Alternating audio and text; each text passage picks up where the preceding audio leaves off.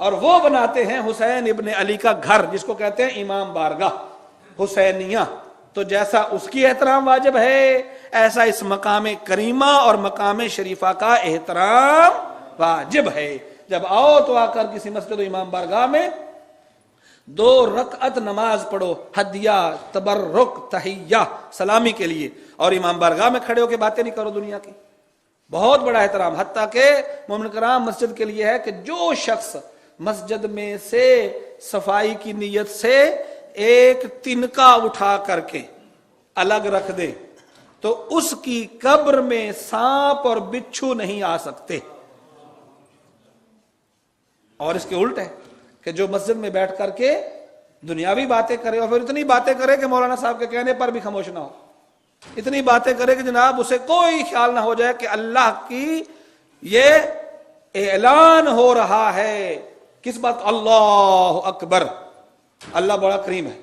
جب اذان ہو رہی ہو تو خاموشی اختیار کرنی چاہیے، اذان ہو رہی ہو تو اذان سننی چاہیے، اذان ہو رہی ہو تو اذان کے بعد اذان کے جملے دہراتے رہنا چاہیے، اقامت ہو رہی ہو تب بھی دہراتے رہنا چاہیے۔ اللہ اکبر مؤذن نے کہا ہے تو آپ بھی اللہ اکبر، جل جلالہ ربی، پروردگار تو کتنا کریم رب ہے۔ اشہد ان لا الہ الا اللہ، یعنی یہ اعلان ہو رہا ہے دین سیکھنے کا، اور اعلان بھی کتنا خوبصورت ہے، اللہ اکبر۔ یہ کیا ہے؟ یہ عقیدہ ہے، اللہ پر ایمان رکھنا واجب ہے، عقیدہ ہے۔ اصول میں سے اصول 5 ہیں، توحید، عدل، نبوت، امامت، قیامت۔ کیا ہے؟ عقیدہ ہے۔ اللہ اکبر، عقیدے کا اعلان کرتے ہو سب سے پہلے، اشہد ان لا الہ الا اللہ، پھر کہ اللہ ایک ہے وحدہ لا شریک، وہ بھی عقیدہ ہے۔ پھر اشہد ان محمد رسول اللہ، وہ بھی عقیدہ ہے۔ پھر اشہد ان علی ولی اللہ، وہ بھی عقیدہ ہے۔ یعنی آپ نے 4 دیواریں عقیدے کی بنائی ہیں، اور آخری دیوار کا نام ہے امامت۔ تو سب سے پہلے اللہ کی دیوار کو گرانے کے لیے امامت سے ٹکرانا پڑے گا۔ یہی سبب تھا کہ کربلا میں 61 ہجری میں یزید امامت کی دیوار سے ٹکرایا، اور پھر 62 ہجری میں مسجد نبوی پر اس نے حملہ کیا۔ جب امام قتل ہوئے تو تب جرت ہوئی مسجد نبوی پر حملہ کرنے کے لیے، اور جب مسجد نبوی میں حملہ کیا تب خانہ کعبہ پہ حملہ کیا۔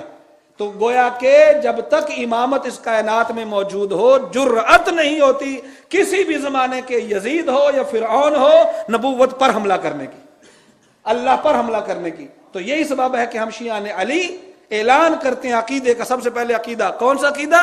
اللہ کی وحدانیت کا، پھر رسول اللہ کی رسالت کا، پھر اماموں کی امامت کا، پھر کہتے ہیں حیا علی الصلاۃ، آؤ نماز کی طرف، یہ عمل ہے۔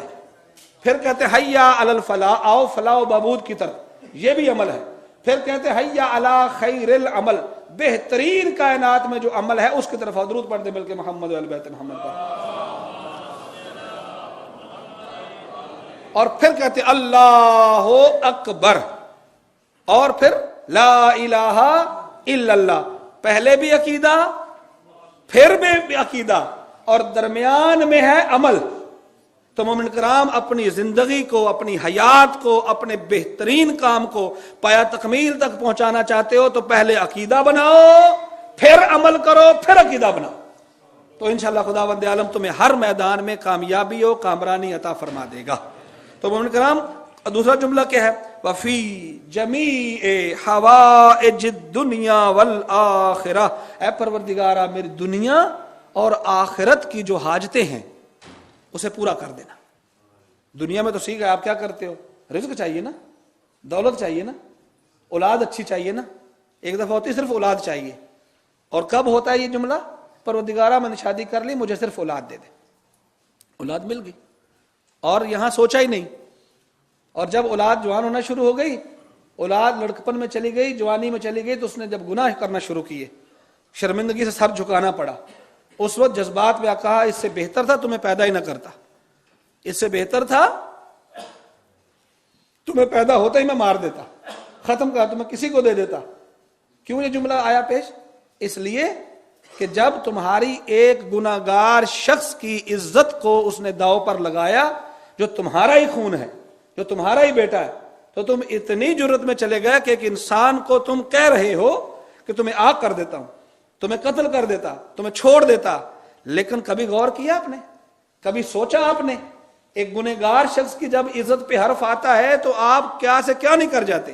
اولاد کو گھر سے نکالنا چھوڑ دیتے ہو, بھائی سے بولنا ختم, بہن سے تعلقات ختم, ماں باپ سے چھوڑ دیتے ہو کہ میری عزت پہ حرف آ رہا.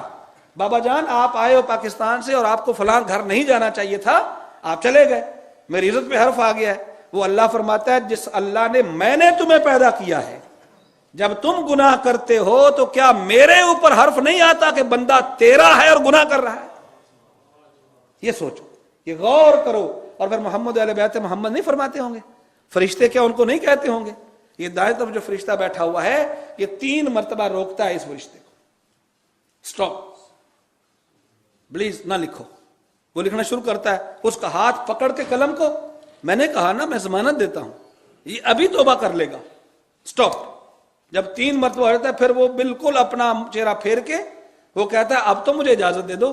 کہتا ہے نہیں, یہ بندہ ہے, یہ گنہگار ہے, یہ ہو سکتا ہے ابھی اس کے دل میں خیال پیدا ہو جائے, یہ مسجد کی طرف ارادہ کر لے, وضو کر لے, روزے میں ہے گالیاں بند کر دے, روزے میں ہے میوزک سننا بند کر دے, روزے میں ہو سکتا ہے یہ اچھی گندی فلمیں دیکھنا بند کر دے, یہ روزے میں ہو سکتا ہے بچوں کو ڈانٹنا بند کر دے. تو ابھی تو تھوڑی دیر کے لیے ٹھہر جائے, اس کے منہ سے ہو سکتا ہے استغفار نکلا ہے.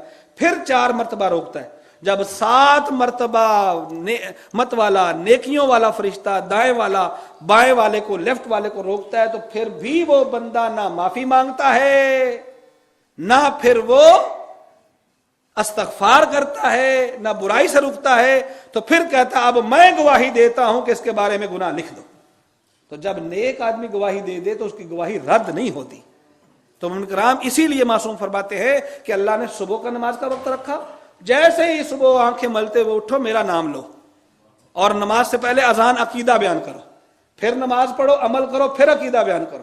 اس کے بعد پھر اس لیے وقفہ رکھا کہ اگر میرا بندہ صبح گناہ کر لے نماز کے بعد تو ظہر کا وقت ہو جائے وہ میرا بندہ میری بارگاہ میں جھکے اور یہ کہے سبحان ربی العظیم وبحمدہ. میں اللہ فرشتوں سے کہوں کہ میرا بندہ جھک تو گیا تھا نا, تمہیں جرت کیسے پیدا ہوگی تم نے گناہ لکھ دیا, میں معاف کر دوں.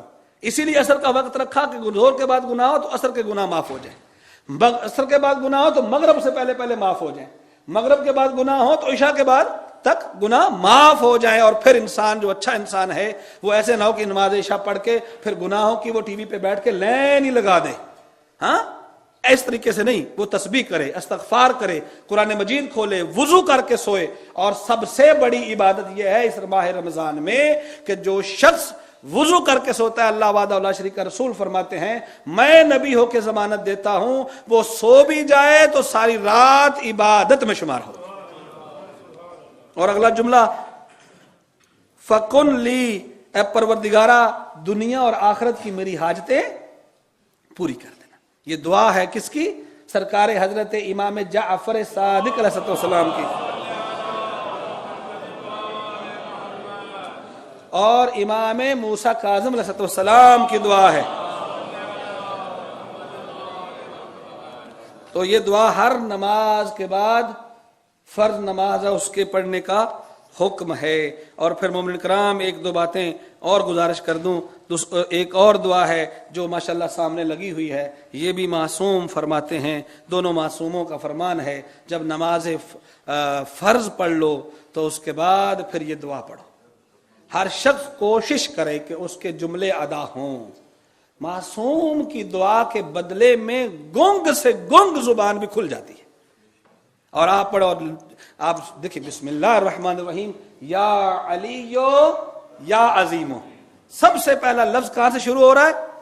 چھٹے امام اور 7ویں امام نے, چھٹے امام اور 7ویں امام نے یہ دعا ہمارے لیے منتخب کی. مفاتیح الجنان میں یہ موجود ہے, یا علیو یا عظیمو. 2 مقصد بھی ہو سکتے ہیں. اے پروردگار تو علی بھی ہے تو عظیم بھی ہے, یعنی کہ اپنی جد کا بھی تو خیال آیا ہوگا کہ میری جد کا نام بھی علی ہے. ہاں یعنی کہ جن کے امام کا نام علی ہو اور وہ اس علی کا نام لے جس نے اس علی کو پیدا کیا ہے, تو کیا اس کی دعا رد ہو سکتی ہے؟ کیا اس کے گناہ معاف نہیں ہو سکتے؟ یا علیو یا عظیمو, اے علی اے عظیم.